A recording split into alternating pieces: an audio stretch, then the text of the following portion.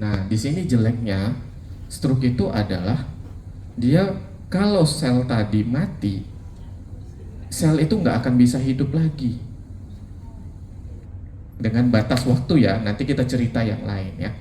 Nah, jadi kalau sel otak itu, makanya mohon maaf saya bilang kalau ada yang stroke sudah kejadiannya lebih dari 6 jam atau 24 jam, itu kita tidak bisa mengembalikan fungsi organ tubuhnya seperti semula. Nah, karena kenapa? Sel otak itu tidak akan bisa hidup. Jadi walaupun dengan terapi apapun itu tidak bisa menjamin, ya. Tapi apakah dia bisa kembali seperti semula? Saya juga tidak bisa menjamin. Tapi hampir bisa seperti semula, bisa. Nah, itu dia. Jadi ada beberapa pasien saya, ya dia kena stroke, lemas separuh badan. Nah, dalam waktu 3 bulan dia latihan fisioterapi, dia bisa jalan kembali, tapi kekuatannya tetap berbeda di atas. Ya, oke, next. Seberapa sering sih kasus stroke? 12,2 juta kasus stroke per tahunnya. Jadi intinya apa? Satu kasus stroke itu terjadi tiap 3 detik. Next. Nah, tahun 99 ya, lebih banyak ya. 1 sampai 6 ya. 1 dari 6. Nah, kalau sekarang 2016 1 dari 4 orang akan mengalami stroke. Ya. Dan 63%-nya itu sekarang ini itu di bawah 70 tahun. Nah, kebayang. Ya, jadi kalau dulu ya mungkin ya yang udah tahun 90-an stroke itu kan banyakan di atas 70-an, 80-an ya. Sekarang ya kita lihat di bawah 50 tahun itu udah sangat sering. Saya sama Dr. Sumantri itu pernah merawat pasien stroke umur 6 tahun, anak-anak. Nah, itu dia. Ya, itu banyak penyebabnya, Bu. Bisa karena yang pasti penyebabnya bukan yang 5 major yang saya bilang tadi. Ya, mungkin karena heat stroke bisa. Jadi anaknya itu selesai upacara kena terik matahari. Tiba-tiba. Nah, itu dia. Mungkin juga pernah dengar itu artis Sahrul Khan yang waktu kepanasan kan ya kena HP. Ada, kalau dia gangguan biasanya sih ada gangguan dari jantung. Iya, ada Bu. Iya, memang pasti ada kelainannya.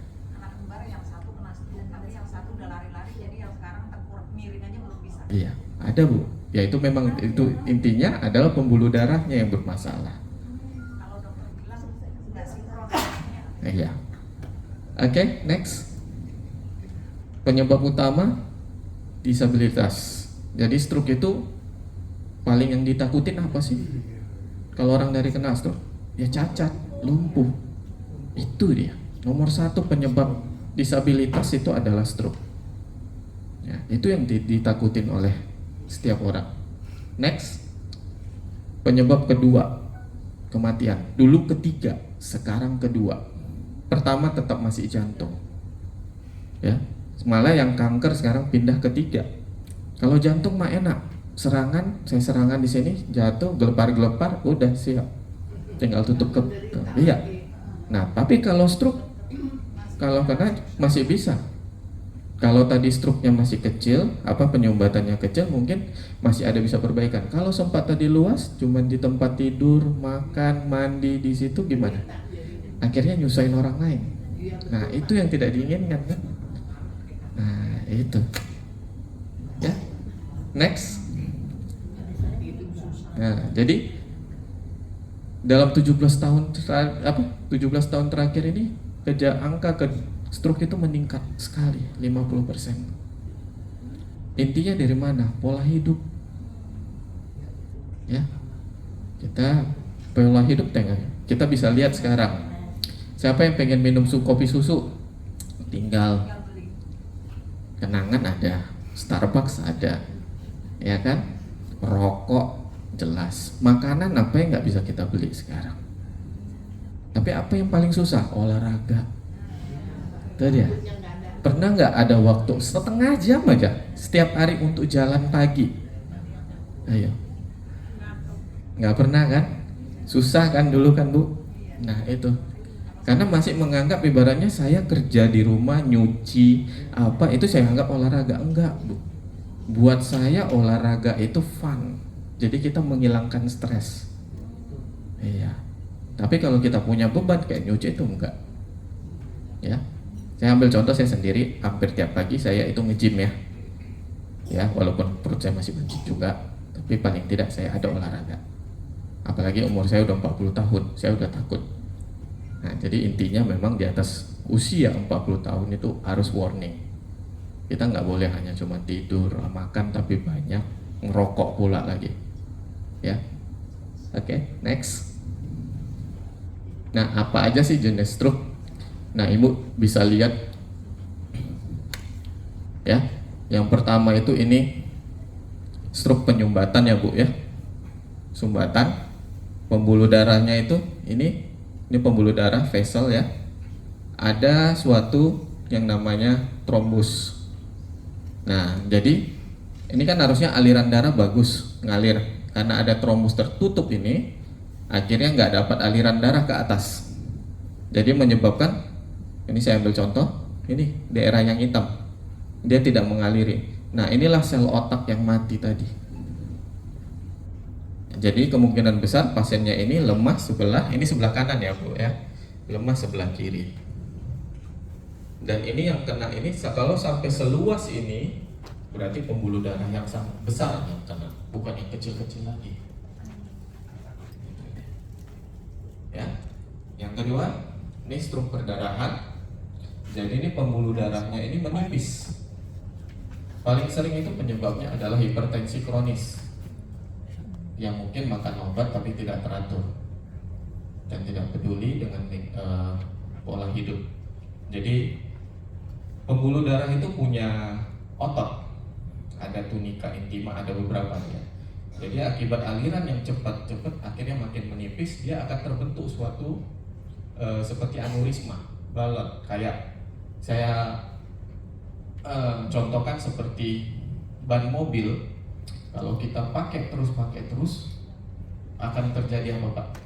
Ban itu akan botak dan akan benjol-benjol kan. Nah sama, suatu saat nanti benjol itu kalau kita ngebut bawa mobilnya di tol pasti akan pecah. Sama begini. Jadi pecah dia, ini keluar, dan inilah yang putih. Di CT scan kita lihat. Kenapa dia bisa putih di CT scan? Darah itu mengandung zat besi. Jadi kena paparan radiologi dia akan memutih. Ini cukup luas sekali.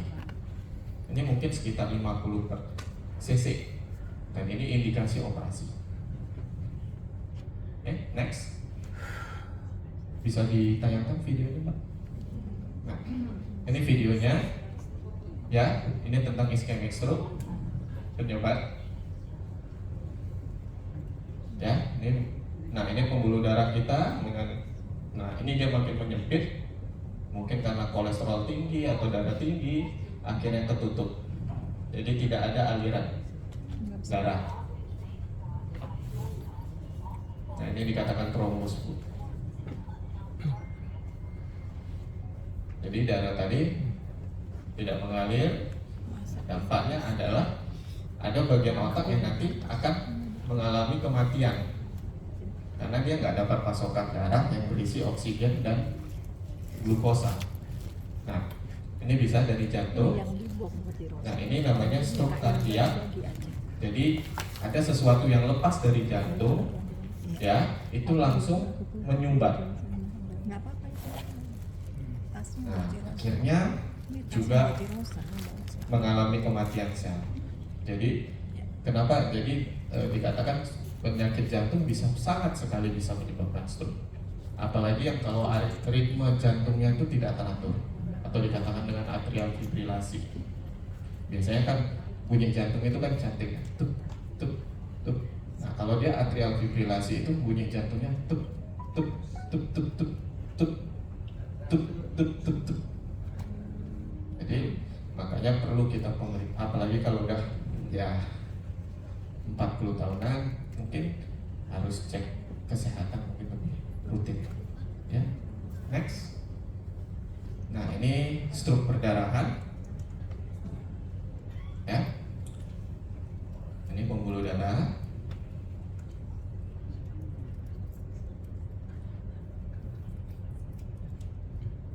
Jadi mengalir bagus. Nah, ini tragedi, pecah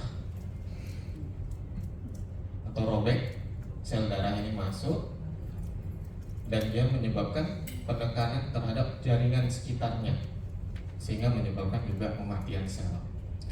Nah, perdarahan yang kedua ini namanya subarachnoid. Nah, ini dia yang saya katakan tadi, aneurisma. Akibat hipertensi yang tinggi dia akhirnya pecah. Nah, ini dia berada di, bukan di dalam otak, di atas, cuma dia menekan. Jadi tekanan terhadap otak itu juga tidak baik. Nah, jadi otak itu kan ada batang otak, di situ pusat kesadaran.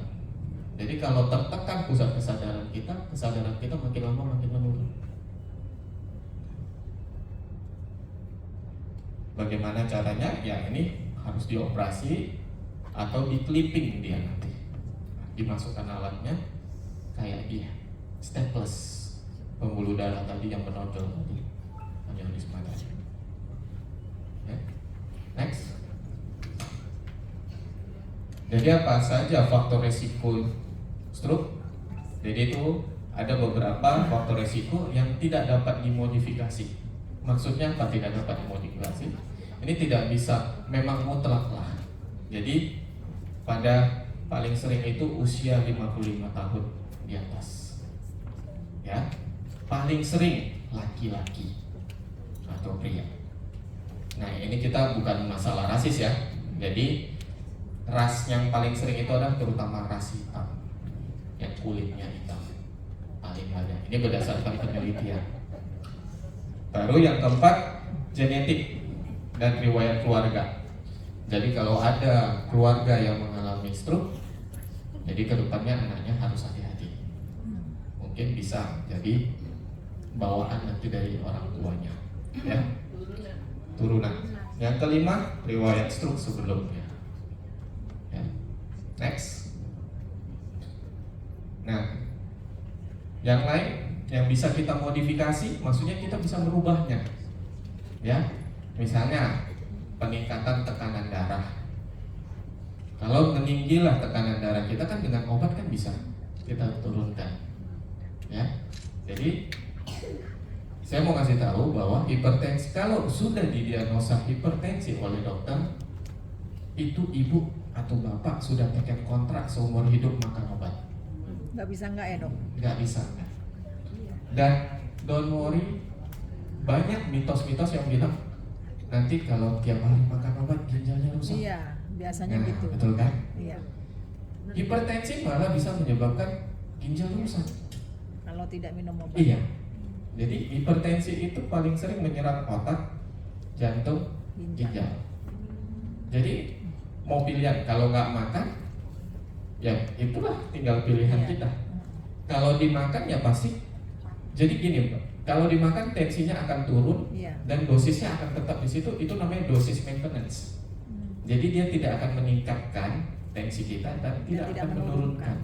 Tapi kalau suatu hal nanti tiba-tiba terjadi lemas pasiennya, ya dalam kondisi yang mungkin dalam kecapean, ya atau belum makan, tensinya drop di bawah 90, obat darah tingginya boleh di stop sementara sampai kondisinya stabil. Selanjutnya lanjut Terus. ya. Jadi intinya itu, obat darah tinggi itu wajib dimakan. Ya. Baru apa lagi? Darah tinggi itu cuma satu musuhnya, garam. Hah? Nanti ada beda nanti. Saya bicara hipertensi dulu. Jadi musuhnya cuma satu, garam. Jadi makanannya kalau bisa jangan terlalu tinggi garam, tapi jangan tak begaram. Amber, marah-marah juga nanti, ya kan? Nah, ya kan kita juga butuh garam dalam tubuh kita. Nah, jadi kalau kita nggak makan juga lemas juga kita. Nah, yang mutlak nggak boleh dimakan itu ikan asin, ikan teri. Itu Itu dia. Wah, kalau dari Medan itu banyak itu. Santri Medan. Itu bikin ya nafsu kan? makan tuh. Iya, ikan asin Sibolga. Iya. Ya kan? Itu dia. Ya, jadi itu aja sih. Kalau saya ngelarangnya itu aja. Mau makan daging silakan, tapi jangan 1 kilo juga tuh habis. Nah, itu dia. Ya. Obesitas itu sekitar 24%. Nah, kalau kita dihitung body mass index kita ini mungkin high semua mungkin ya, tinggi. Nah, jadi tapi obesitas itu ya mana saya mau bilang ya, nggak mungkin saya suruh turunin semua berat badan ya, tapi kalau bisa idealkanlah berat badan kita itu ya. Nah, 20%-nya apa? Kadar gula yang tinggi atau diabetes mellitus ya.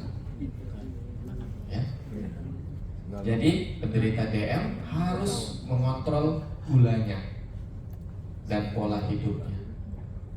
Nah, kalau saya melarang pasien-pasien diabetes mellitus itu makan apa? Nasi boleh?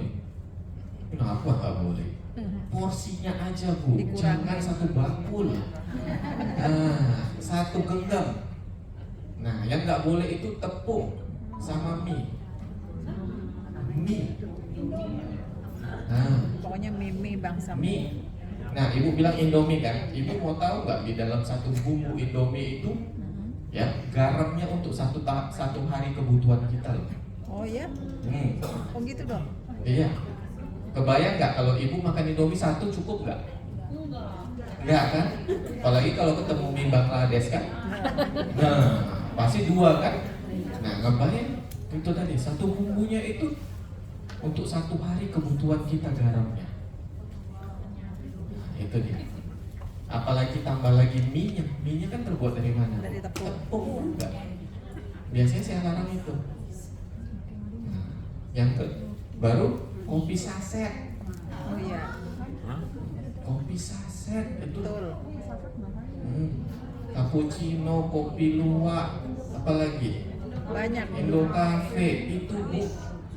Kopi Kopinya white. kagak ada, ekstrak doang.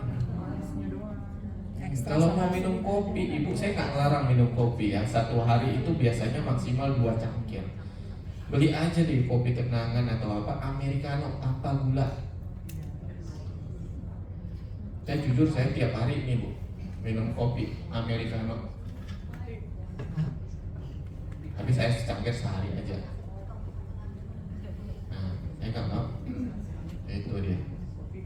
Kopi pahit silakan kalau mau minum, tapi jangan lebih dari 2 cangkir.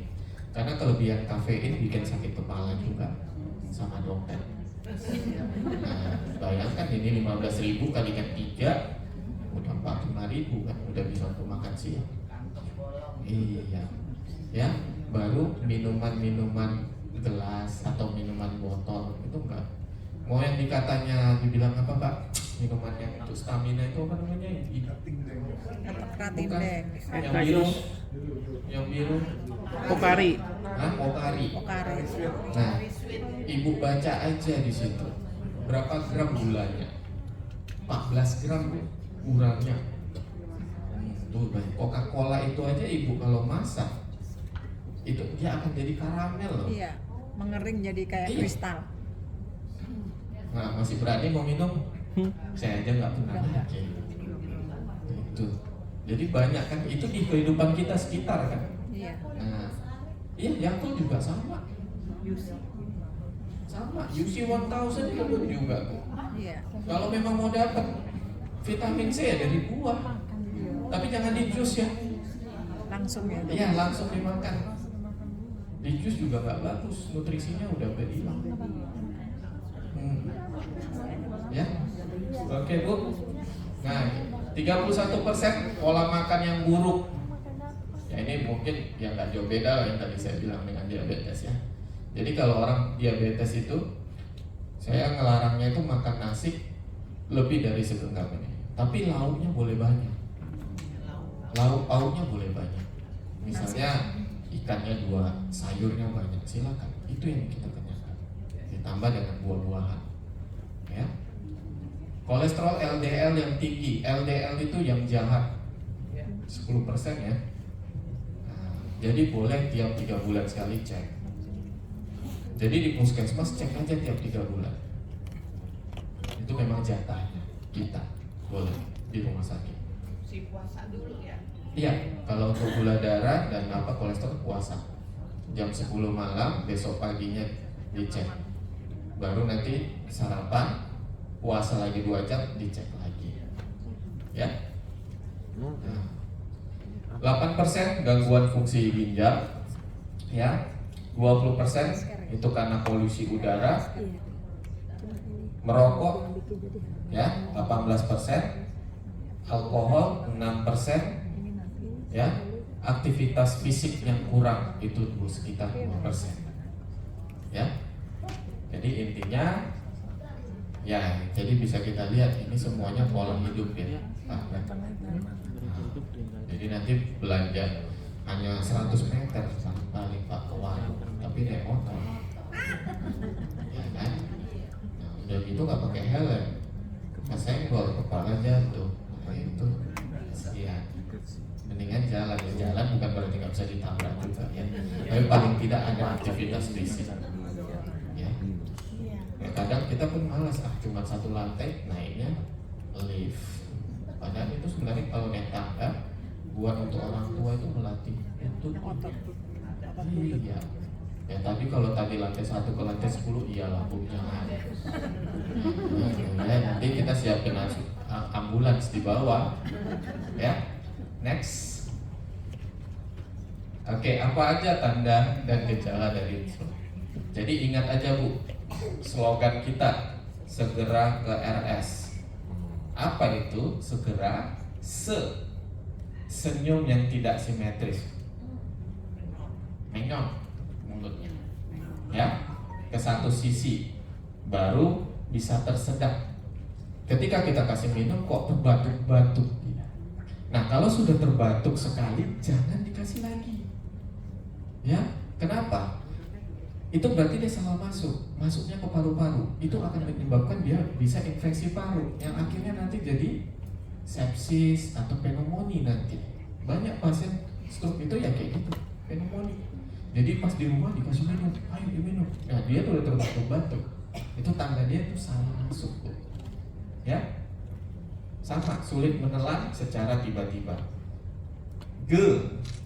Gerak separuh anggota tubuhnya melemah tiba-tiba. Jadi kok sulit dia mengangkatnya. Jadi waktu masa rapat kok tanganku kok susah ya angkat. Pas mau ngangkat sendok kok nggak bisa. Nah, jadi lemah separuh badan. Ya, bicara pelo tiba-tiba atau tidak dapat berbicara. Ya, afasia, kita tanya dia cuma jawabnya gitu. Tapi dia ngerti apa yang kita bilang. Bisa juga dia tidak mengerti apa yang kita bilang. Atau bicara pelo, ya misalnya tidak jelas artikulasi bicaranya. Biasanya saya tes itu dengan ular lari melingkar-lingkar di pagar Pak Umar. Nah pasti nggak akan bisa bilang kalau misalnya dia celat atau pelo, ya. Kebas atau baal separuh badan, separuh ya, beda dengan cuma di tangan saja. Kadang ibu-ibu paling sering itu di telapak tangan. Nah itu penyakitnya CTS Bu, paling sering carpal tunnel syndrome. Nah jadi di sini itu ada terowongan, jadi ada saraf yang lewat, kejepit dia karena kebanyakan ngulek, nyuci, meresin, itu meres, ya. Atau lah ini sering nimpuk bapaknya ya sering ya, bangun kan, atau yang sering naik motor itu sering. Itu. Nah tapi kalau CTS itu kalau diginikan biasanya hilang, dia meredah. Nah itu dia, ya. Jadi baalnya itu separuh badan, ya. Pada pasien-pasien penderita gula juga ada baalnya di kaki, tebel tangan dan kaki. Nah itu namanya neuropati diabetik. Itu akibat kerusakan. Jadi kerusakan saraf perifer. Jadi pasiennya kok seperti melayang, ya. Rabun, pandangan satu mata kabur, tapi intinya terjadinya tiba-tiba, ya. Nah, biasanya ada juga gitu ibu-ibu lihat yang 20.000 masih rabun. Tiba bapaknya bawa yang 100.000 jelas. Beda cerita itu dok. Banyak yang begitu Pak, ya. Atau yang tiba-tiba tangannya kayak gini kan, tapi dibawa ke toko emas jadi bisa. Nah, Bisa milih. baru S yang terakhir itu bisa sakit kepala yang hebat muncul tiba-tiba, ya. Dan tidak pernah dirasakan sebelumnya. Ada gangguan fungsi keseimbangan, maksudnya itu ada vertigo atau dizziness. Jadi kok dia seperti terombang-ambing, seperti naik kapal. Nah, ya, atau bisa juga kok saya berputar ya. Nah, itu. Ya. Jadi dari semua yang sini satu yang saya ambil kesimpulannya, kejadiannya tiba-tiba. Jadi pokoknya kecuali tiba-tiba dapat duit ya. Oke, next. Apa yang harus kita lakukan jika ada gejala stroke? Nah, stroke itu adalah kegawatan, Bu. Jadi intinya, next, langsung segera ke rumah sakit terdekat. Jangan ditunda. Biasanya ada itu, Bu, pasien-pasien saya dikusuk dulu. Dikusuk tahu nggak, Bu? Kalau bahasa Medan kusuk dipijat. Nah, itu dia. Baru ada yang dicucuk di sininya, di jari. Nah, itu mitos, Bu. Mitos, Bu. Kok kenapa nggak di sini aja, saya bilang situ tusuk biar mencor. Nah, iya. Mitos, Ibu. Nah, itu dia. Jadi banyak yang belum dicucuk di sininya apa? Enggak. Iya katanya, tapi itu cuma mitos, Bu, ya. Enggak. Jadi intinya kalau sudah ada gejala itu jangan lagi ditunda, langsung larikan ke rumah sakit. Sekarang hampir rumah sakit sudah tersedia namanya stroke center dan sudah ada tindakan untuk percepatan penyembuhan stroke.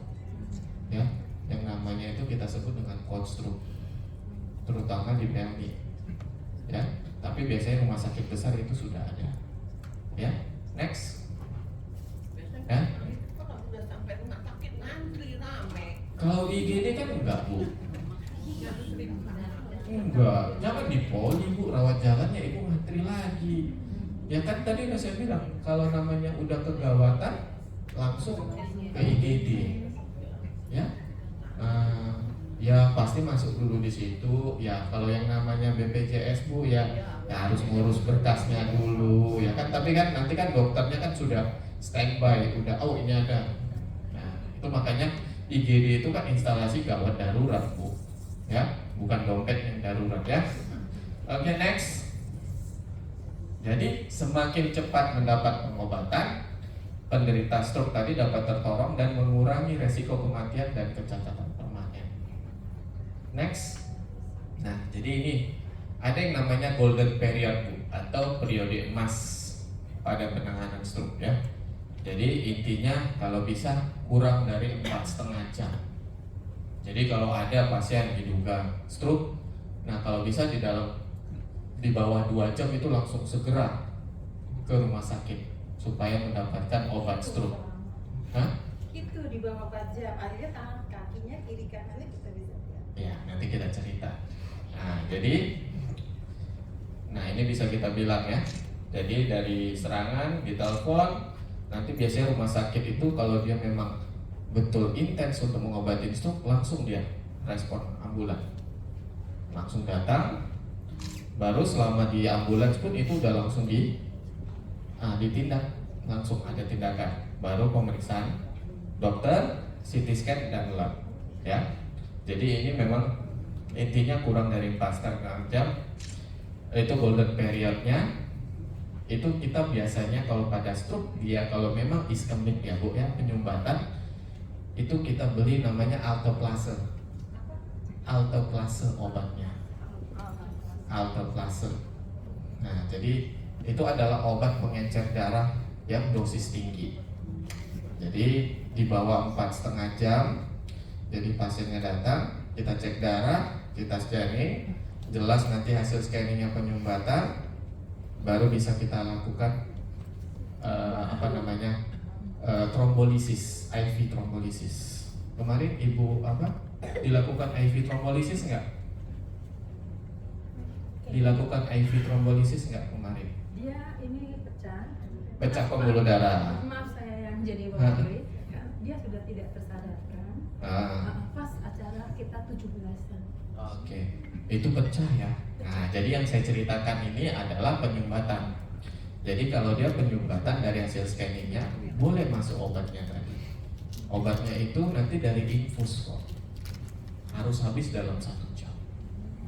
Jadi kalau di bawah 4,5 jam, ya mudah-mudahan tangan yang lemah tadi itu bisa pulih 99%. Ya, kalau dia langsung luntur. Jadi dengan alteplase tadi bisa menghancurkan pembuluh darah yang tersumbat. Atau satu lagi dengan tindakan yang namanya mechanical thrombectomy. Itu kita sedot penyumbatannya. Dengan cara dari mana? Kita lakukan dari paha, seperti DSA. Jadi masuk alat kita, dapat daerah penyumbatannya, kita ambil, kita tarik. Iya, jadi akan dapat klotnya nanti. Aliran darahnya bagus, pasiennya juga bagus. Ya. Hah? Oh, Mbak pasti ada hidrosefalus. Hidrosefalus karena perdarahan otaknya. Jadi Mbak dipasang selang dari sini untuk ke bawah, di bawah kulit masuk ke, bukan ke lambung, di bawah kulit untuk ke perut. Jadi aliran cairan otak ibu itu kan tidak lancar. Kalau itu nggak dibuat, akan terjadi bendungan dan menyebabkan nyeri kepala yang hebat. Makanya dibikin jalur. Nah, jadi itu bukan beda dengan yang di mechanical thrombectomy. Ya. Jadi kalau mechanical thrombectomy itu suatu tindakan setelah dilakukan alteplase tadi. Kalau seandainya gagal alteplasenya, kita larinya ke mechanical thrombectomy. Nah, mechanical thrombectomy ini dari BPJS masih belum bisa tercover kadang-kadang. Sulit. Iya, karena tindakannya itu bisa sampai 80 sampai 100 juta. Waduh. Nah, itu makanya inilah kita sedang mengusahakannya.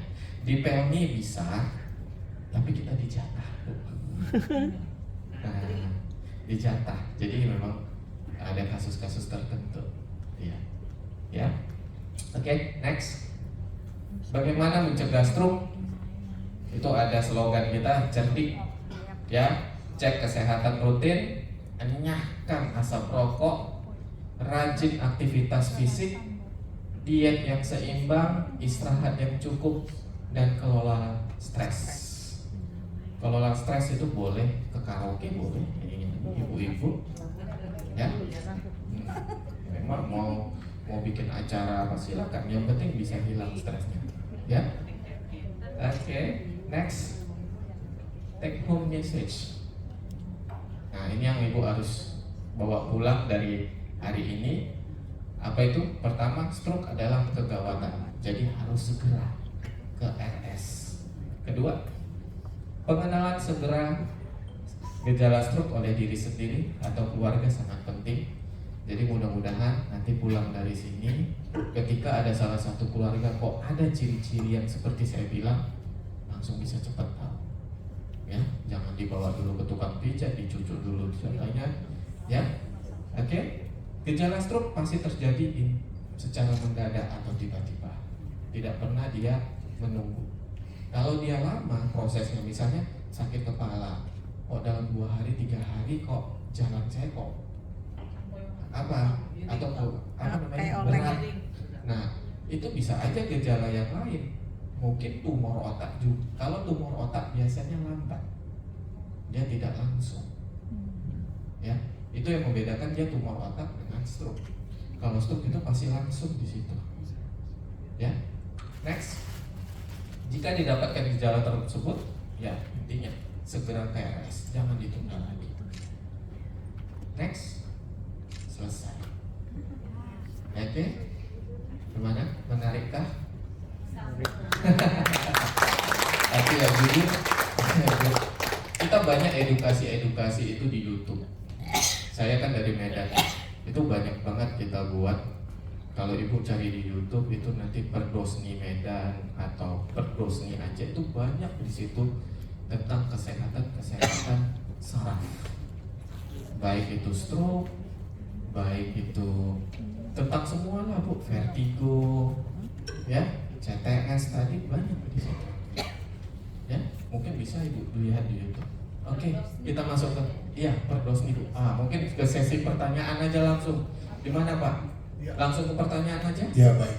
Terima kasih untuk Dokter Aditya. Iya. Tepuk tangan dulu. Nah, hari ini kita sudah bersama-sama mendengarkan pemaparannya. Pasti menarik kan? Pasti banyak pertanyaan yang Waduh, akan insya Allah. disampaikan.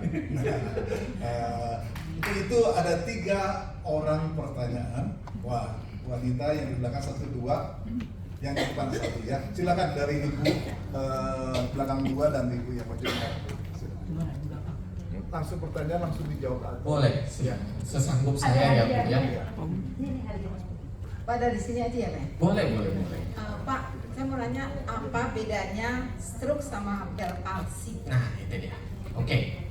Ini paling sering ini. Jadi kalau udah mulutnya merot datang kata aduh Dok, suami saya stroke ini. Nah, stroke dengan Bell's palsy itu bedanya sangat jelas, ya. Kalau stroke itu pusat, kenanya itu di otak. Kalau Bell's palsy itu di saraf perifer, hanya di wajah. Nah, saya kasih ciri-ciri Bell's palsy. Ciri-ciri Bell's palsy itu merot juga, Bu. Stroke kan merot juga, ya kan? Makanya banyak yang berpikir ini stroke. Nah, tapi yang membedakannya adalah kedua matanya itu salah satunya nggak bisa nutup, gitu. masih terbuka, atau bola putihnya itu ngebolak gitu. Jadi yang penting matanya tidak bisa tertutup sempurna dua-dua. Satu lagi, kalau kita suruh coba kerutkan kening, salah satunya nggak ada. Nah, pasti hilang dia. Di sini berkerut, di sini enggak. Itu Bell's palsy. Jadi itu saraf di wajahnya aja yang meradang, lumpuh, bukan di otaknya. Kalau tadi stroke itu dari otak, dia masih bisa nutup mata sempurna, cuman bibirnya merah, kerut keningnya masih tetap ada. Itu yang membedakannya, Bu. Tidur melek sebelah. Hah? Kalau tidur melek sebelah. Iya, makanya orang Bell's palsy itu harus ditutupkan. Kalau saya suruh plester matanya, kalau enggak kena AC, Bu.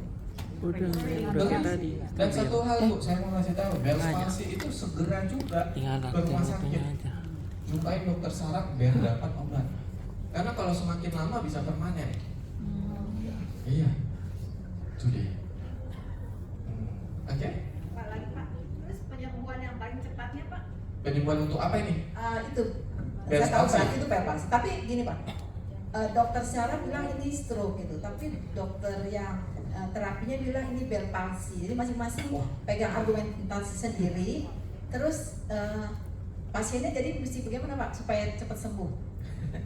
Saya juga heran jadinya kalau dokter sarafnya nggak bisa mengidentifikasi itu suatu Bell's palsy ya.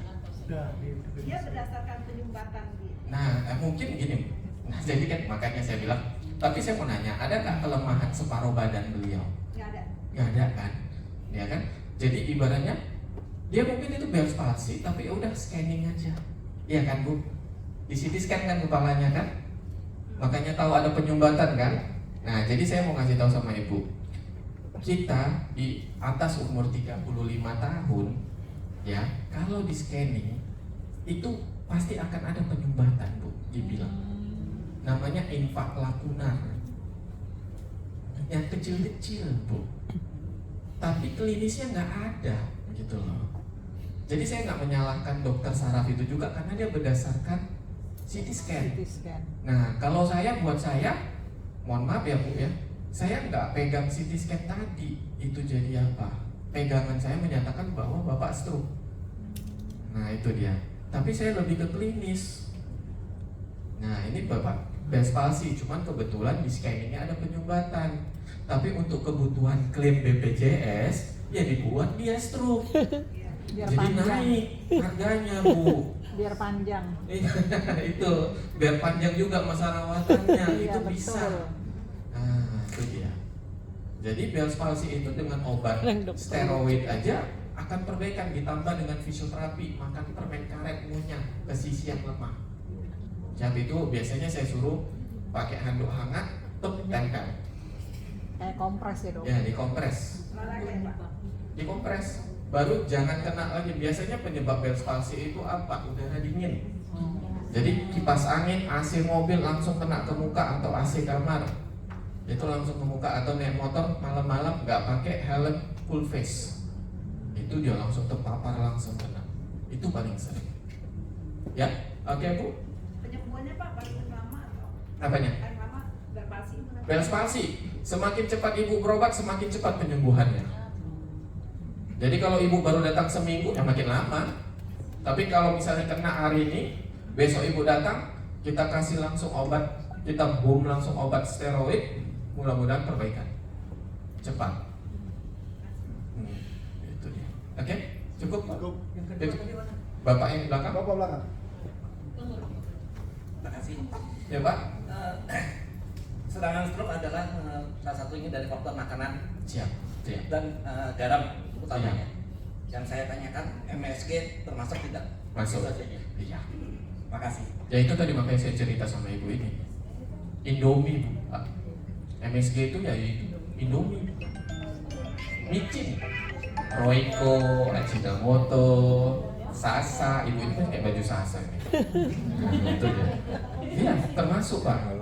Itu termasuk sekali. Karena saya udah bilang sama ibunya, kita makan Indomie satu bungkus, itu di bumbunya itu udah 1 hari untuk kebutuhan kita garamnya. Bumbunya separuh gitu. Cuma separuh Bu. Mana enak. Ibu makan mie goreng aja mana enak. Ingat loh Bu, Indomie kita paling enak di Afrika sana loh. Kita makan Indomie kalau misalnya airnya banyak nggak acinan.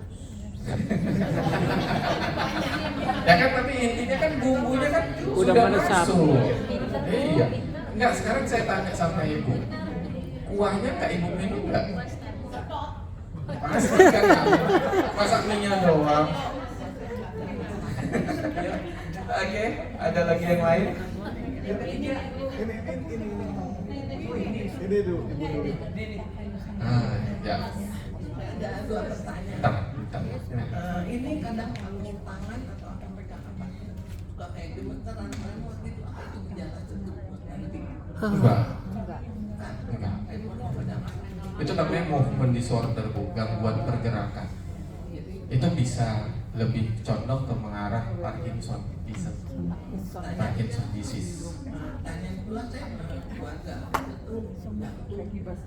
Ibu saya meninggal karena stroke. Kalau ayah saya meninggal karena serangan jantung. Terus kakak saya 3 orang meninggal, ada yang jantung, yang 2 stroke.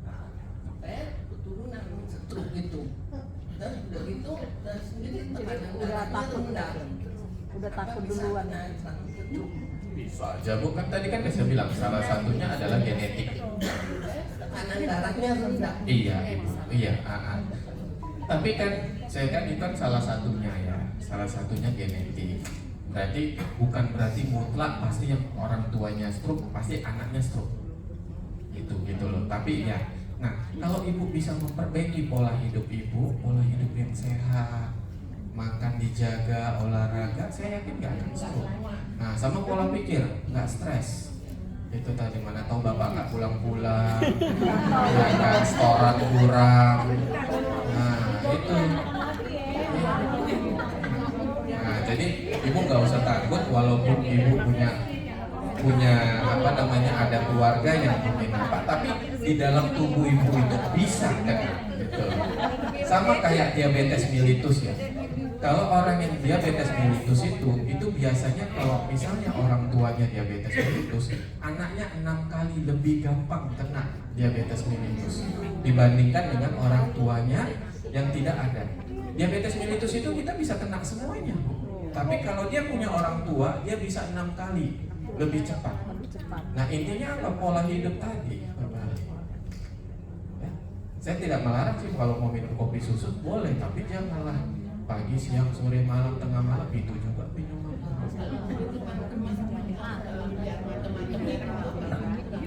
Kayak saya nggak, itu nggak rekomendasi. Intinya minum air putih aja. Baik, 3 pertanyaan sudah disampaikan. Ada pertanyaan 3 pertanyaan lagi berikutnya, silakan angkat tangan. Oh, Ibu Indri ya di belakang satu dan Ibu yang ada di sini sebentar dulu ya. Ini rupanya banyak pertanyaan. Kita harus bertanya dulu untuk dokter ya, apakah punya waktu untuk menjawab? Sebenarnya saya jam 1 ada buka praktek di Ciputat. Ya nggak apa-apa. Bisa. Saya layani nggak apa-apa. Terima kasih dokter ya. Terima kasih dokter ya. Silakan kembali kita persilakan untuk bertanya dari paling belakang dulu.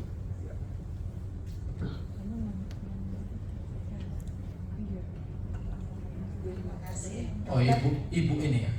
Nggak kelihatan. Saya kebetulan mendamping pasien lupus di rumah sakit itu Cipto. Iya. Pasien saya ini dia lupus tapi juga stroke. Iya. Dan saya mau tanyakan, apakah obat yang dimakan untuk stroke dengan lupus itu ada itu enggak nanti? Ini usianya berapa, Bu? Yang kebetulan 40. 40. Iya. Iya. Ya ini. Punya darah tinggi atau gula? Gula Ya. Nah, jadi hasil scanningnya apa, Bu? Penyumbatan atau pecah pembuluh darah? Penyumbatan. Ya, jadi yang Ibu tanya maksudnya obat antara lupus dengan obat stroke. Mereka itu kan banyak banget gitu kalau lupus. Karena saya tahu satu Ya, itu kan penyakit imuno ya, Bu ya. Penyakit memang masalah daya tahan tubuhnya turun ya. Jadi penderita lupus itu agak ngeri-ngeri sedap kalau bahasa orang Medan kan bilang. Jadi dia bisa menyerang apa saja, ginjal bisa diserangnya, otak bisa diserangnya, jantung juga bisa diserangnya. Jadi kemungkinan besar peranan lupus tadi terhadap stroke-nya itu sangat besar sekali.